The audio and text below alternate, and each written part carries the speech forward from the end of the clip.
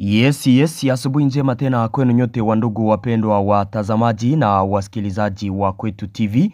Nyote kwa ujumla mnaoendelea kuwa nasi mkiwa mbali na karibu, tunawasalimia na tunawakaribisha kwa mara nyingine ndani ya habari zetu za asubuhi ya leo. Ni habari kuhusu hali ya usalama mashariki mwa nchi ya Kongo pamoja na taarifa za mapigano yanayoendelea kati ya koalisio ya FARDC, yani wazalendo FDNB na FARDC pamoja na wasi wa M23 na makundi yenye silaha kama Twirwaneho na Redi Tabara, na tumewaletea taarifa mingi kama kawaida ndani ya eneo inayokuwa mu kilomita chache na Kavumu, ni mu territoire ya Kabare. Wanajeshi wa AFC M23 mkiwemo komanda wao walikamatwa na wazalendo.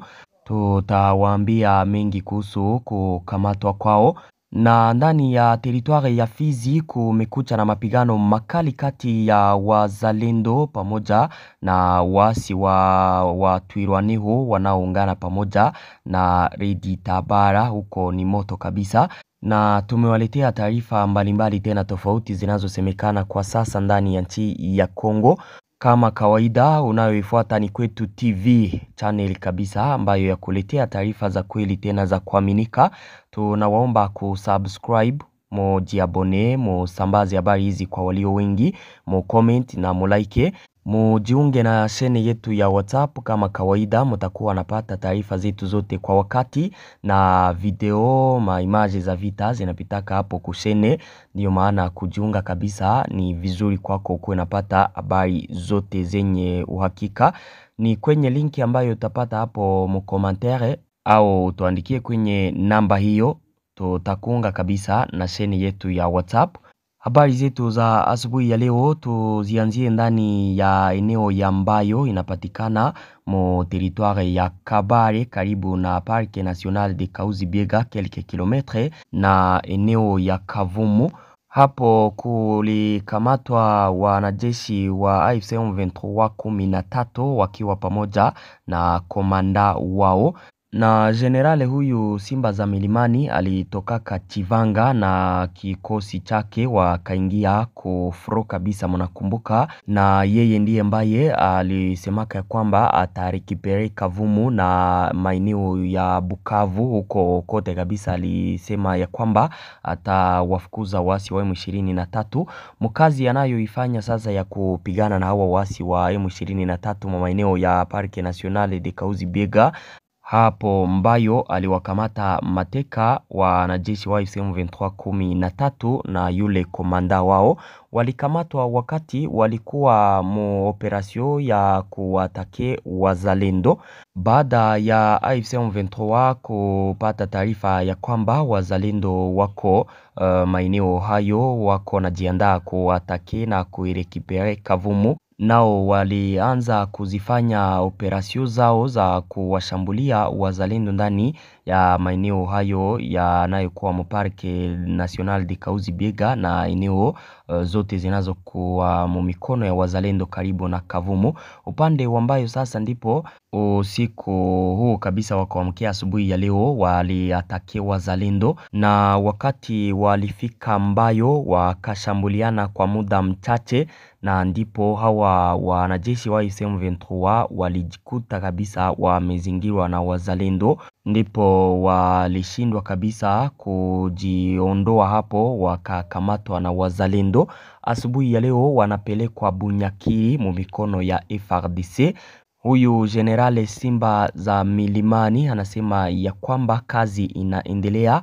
Wasi hawa wa M23 wanaotaka kuibalkanize nchi ya Kongo hawataweza kamwe. Wazalendo watafanya kazi ya kuigomboa nchi ya Kongo na itaendelea kubaki ya Wakongomani, alisema huyo generale Simba za Milimani. Hapo ni ndani ambayo eneo inayokuwa karibu na Kavumu, yani ni quelques kilomètres, na si eneo ambayo iko ndani mule mu park, hapana, iko nje ya park kadogo kabisa. Kwenye ramani nadhani mko naiona hapo, iko nje kidogo ya parke. Ni maeneo yanayokuwa kabisa mu kilomita chache na Kavumu, na hali ndiyo hiyo hapo kabisa. Wazalendo wanaendelea kufanya kazi ndani ya maeneo hayo kwa lengo la kutaka kuirekipere Kavumu na zingine eneo. Tukiendelea na taarifa za vita ndani ya province ya Sud Kivu mu territoire ya Fizi, mapigano makali yalizuka upya kati ya vikosi vya wazalendo na waasi wa Twirwaneho pamoja na Redi Tabara wanaungana na AFC M23 mu eneo ya Rusangura. Rusangura iko mu groupement ya Bashimukinde hapo ni ndani ya sektere ya Itombwe. Tayari mwishasikia pale Patrick Alimasi, presida wa Societe Civile ya territoire ya Fizi, alisema ya kwamba mapigano hayo makali yalikuja baada ya mwezi moja ya utulivu. Walishtukizwa sana na mapigano hayo yaliyosikika ndani milipuko ya silaha nzito na nyepesi na kuacha raia wanaanza kukimbia maeneo yao. Hali ni tete kabisa. Wazalendo wanawashambulia waasi hao wa Twirwaneho na Redi Tabara wanaoungana na AFC M23. Mapigano yanaendelea kukamata hatua nyingine, na nikiwakumbusha mapigano hayo yamezuka upya baada ya mapigano mengine yaliyoripotiwa ndani ya maeneo ya Mikenge toujours mo plateau de Fizi, maeneo yanayokuwa karibu na Minembwe, ambapo vikosi vya wazalendo vilikamata eneo ya Bilalo mbili pamoja na parti moja ya Mikenge. Hizo taarifa niliziwapa siku ya jana, na mapigano haya ambayo yamezuka upya kati ya pande mbili mu territoire de Fizi yanaacha hali ya usalama inazorota sana. Wakaji wanakimbia maeneo yao huku wengine wakibaki msituni, ambapo wanaendelea kujificha vita hivyo vikali. Vita si vizuri mefre, na waambiaka haya kila siku nikikumbuka. Vita si vizuri, vita haijengi, inabomoa. Vita ni kitu kibaya tena zaidi. Tukiwa ndani ya Minembwe, wakaaji wa Wanyamlenge walifanya maandamano. Maandamano hayo yaliyoongozwa na jumuiya ya Banyamlenge yaliwakutanisha wanafunzi, wanawake na wanaume wanao lituhumu jeshi la Burundi kutaka kuwatenga kiuchumi na kimwili. Waandamanaji hao waliandamana kutoka katikati ya Minembwe hadi katikati mwa eneo ya Madegu, huku wakionyesha mabango ya kulaani kile wanachokiita mauaji na vizuizi vilivyopangwa na jeshi la Burundi na vikundi vya wazalendo na baadhi ya wanajeshi wa FARDC. Wanasema kwamba askari wa Burundi wamefunga barabara zote zinazoelekea sokoni. Hatuna tena chumvi, sabuni, sukari au dawa, alisema Beninye Nyatingizwa, mwakilishi wa wanawake huko Minembwe, katika ujumbe kwa jamii. Alisema kwamba hatujui jeshi la Burundi linataka nini kutoka kwetu. Ikiwa watafungua barabara ya eneo ya Mikalati, tutaweza kwenda sokoni. Kulingana na wakaaji kadhaa, kizuizi hiki kimedumu kwa takribani wiki 3 na kuzuia harakati zote kati ya Minembwe na masoko ya eneo la Bijobo. Chifu Muhiri, ambaye pia alikuwepo kwenye maandamano hayo, alitaka serikali ya Burundi kuwaondoa wanajeshi wake kutoka nyanda za juu, akieleza kuwa uwepo wao unalenga kuangamiza Wanyamlenge.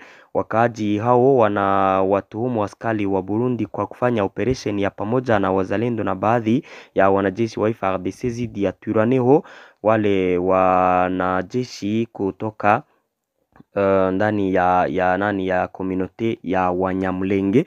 Na hali huko kabisa, wakaaji hao Wanyamlenge wanasema kwamba hawana maisha kwa sasa.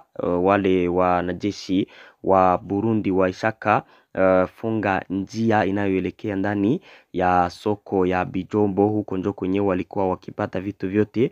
Wanasema kwamba wanateseka, wanatoa wito kwa jeshi la Burundi kuwaondoa wanajeshi wake hapo ili waendelee na maisha ya kawaida. Tuendelee na taarifa zetu, tuelekee ndani ya Nord Kivu, ndani ya Beni, maeneo ya Oicha. Siku ya jana shughuli zilisalia kulemazwa huko Oicha, siku ya tatu ya mgomo usiojulikana ulioitishwa na mashirika ya kijamii ya eneo hilo. Kundi hilo la raia linadai kubadilishwa kwa meya wa Oicha pamoja na makamanda wa polisi wa kitaifa wa Kongo ndani ya eneo hiyo ya Oicha na eneo lote la Beni. Kama ilivyokuwa siku ya kwanza na ya pili, mwito wa kuchukua hatua kutoka kwa mashirika ya kiraia ulisikilizwa sana, licha ya ujumbe uliotolewa siku iliyotangulia na mamlaka ya manispaa ukitaka kila mtu afanye shughuli zake kwa uhuru. Katikati ya jiji na vitongoji vya jirani, milango ya maduka, magala ya kilimo, makampuni ya mawasiliano ya simu na maduka yalibaki kufungwa. Siku ya Jumatano, siku ya soko, wachuuzi wengi walikaa nyumbani na maduka yalikuwa karibu tupu kulingana na vyanzo kadhaa vya ardhini. Usafiri wa umma pia ulilemazwa na maegesho tupu na shule zimefungwa. Vizuizi vilizingatiwa katika maeneo mengi ya karibu ndani ya wilaya.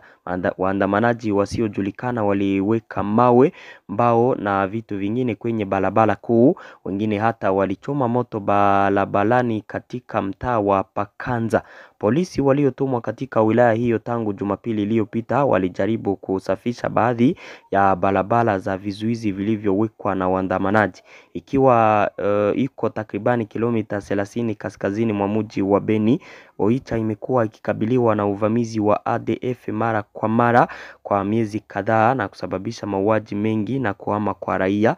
Tangu katikati ya mwezi wa Septemba, wilaya ya Oicha pia imekumbwa na ongezeko la ujambazi. Kutokana na hayo sasa, mashirika ya kijamii wako maandamano ili kupata uongozi mzuri kabisa. Wanasema kwamba viongozi wote wa polisi hapo waondoke, kuletwe wengine wapya ambao watakuwa na majukumu ya kulinda raia na mali zao.